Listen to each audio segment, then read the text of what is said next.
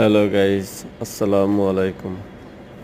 আজকে সকালে চলে আসলাম নতুন একটি ভিডিও নিয়ে। সেটা হলো আমার কবুতরের ভিডিও। আমি আগে কবুতর বাসার ভিতরে ছাইরা পালতাম, এখন আমি ছাদে পালতেছি।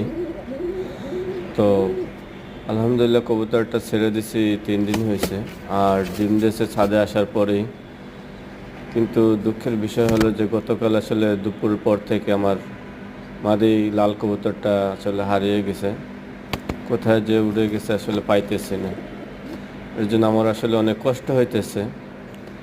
সকালে গেলাম খাবার দিতে, যাই দেই তখনও আসে নাই। তো আমি আসলে আশাবাদী যে ও ফিরে আসবে। আমার অনেক শখের কবুতর, কারণ আমি আগে থেকে অনেক কবুতর পালতাম দেশে যখন থাকতাম। তো সেই আসলে স্মৃতিগুলো আসলে ভুলতে পারিনি, সেখান থেকে আমার কবুতরের প্রতি আসলে একটা নেশা ধরে গেছে।